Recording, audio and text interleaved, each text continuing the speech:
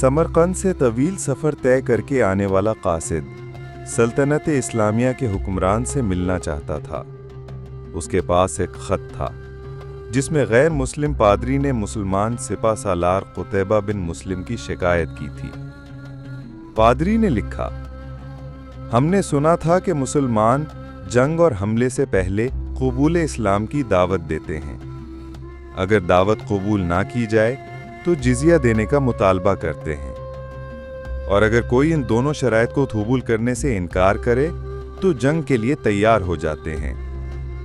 मगर हमारे साथ ऐसा नहीं किया गया। अचानक हमला करके हमें मगलूब कर लिया गया है। ये खत समरकंद के सबसे बड़े पादरी ने इस्लामी सल्तनत के फरमा रवा उमर बिन अब्दुल अजीज के नाम लिखा था। दमिश्क के लोगों से शहंशाह वक्त की क़यामगाह का मालूम करते करते वो कासिद एक ऐसे घर जा पहुंचा कि जो इंतहाई मामूली और खस्ता हालत में था। एक शख्स दीवार से लगी सीढ़ी पर चढ़कर छत की लपाई कर रहा था और नीचे खड़ी एक औरत गारा उठाकर उसे दे रही थी। जिस रास्ते से आया था वापस उसी रास्ते से उन लोगों के पास जा पहुंचा जिन्होंने उसे रास्ता बताया था। उसने लोगों से कहा, मैंने तुमसे इस्लामी सल्तनत के बादशाह का पता पूछा था, ना कि इस मफलूकुल हाल शख्स का जिसके घर की छत भी टूटी हुई है। लोगों ने कहा, हमने तुझे पता ठीक ही बताया था, वही हाकिम वक्त उमर बिन अब्दुल अजीज का घर है। कासिद पर मायूसी छा गई और बेदिली से दोबारा उसी घर पर जाकर दस्तक दी। जो शख्स कुछ देर पहले तक लिपाई कर रहा था वही अंदर से नमूदार हुआ। कासिद ने अपना तारुफ कराया और खत उमर बिन अब्दुल अजीज को दे दिया।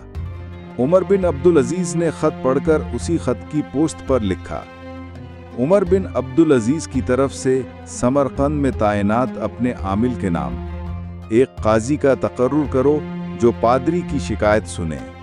मुहर लगाकर खत वापस कासिद को दे दिया।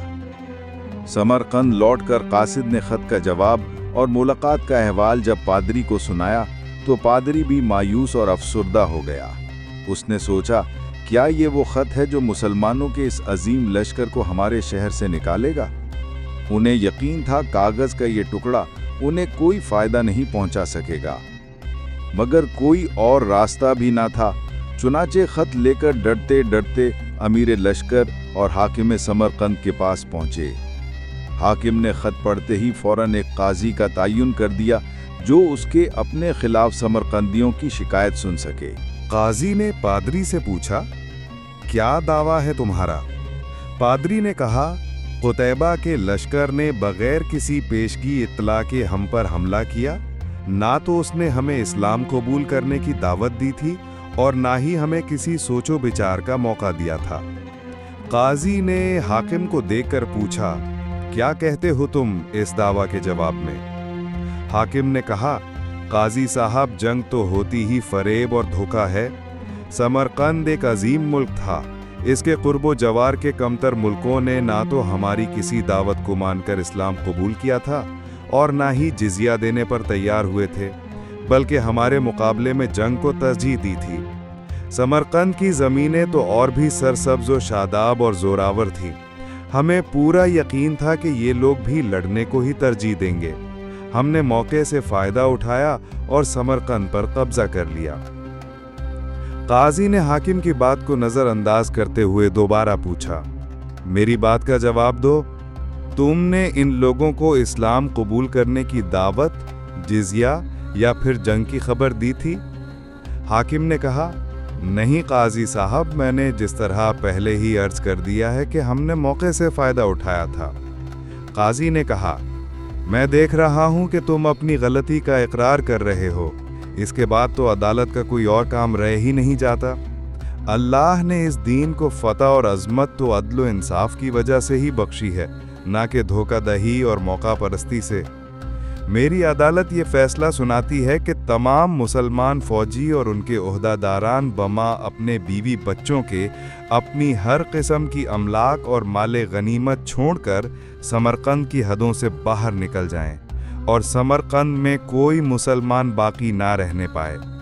अगर इधर दोबारा आना भी हो तो बगैर किसी पेशगी इत्तला व दावत के और 3 दिन की सोचो विचार की मोहलत दिए बगैर ना आया जाए। पादरी जो कुछ देख और सुन रहा था वो नाकाबिले यकीन था। चंद घंटों के अंदर ही मुसलमानों का अजीम लश्कर काफिला दर काफिला शहर को छोड़ के जा चुका था।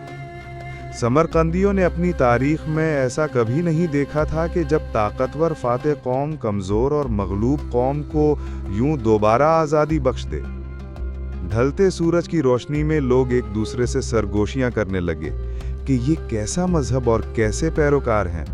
अदल का ये मयार कि अपनों के खिलाफ ही फैसला दे दें और ताकतवर सिपा सालार इस फैसला थे सर झुकाकर अमल भी कर दे। तारीख गवाह है कि थोड़ी ही देर में पादरी की क़यादत में तमाम शहर के लोग घरों से निकलकर लश्कर के पीछे सरहदों की तरफ दौड़े और ला इलाहा इल्लल्लाहु मुहम्मदुर रसूलुल्लाह का इकरार करते हुए उनको वापस ले आए कि ये आपकी सल्तनत है और हम आपकी रियाया बनकर रहना अपने लिए फ़ख्र समझेंगे। दीन रहमत ने वहाँ ऐसे नकूस छोड़े कि समरकंद एक अरसा तक मुसलमानों का दारुल खिलाफा बना रहा। कभी रहबर दो आलम हज़रत मोहम्मद सल्लल्लाहु अलैहि वसल्लम की उम्मत ऐसी हुआ करती थी। आज गैर मुस्लिम तो दूर की बात, मुसलमान से मुसलमान को कोई अमान नहीं। वो क्या गर्दों था कि तू जिसका है एक टूटा हुआ तारा।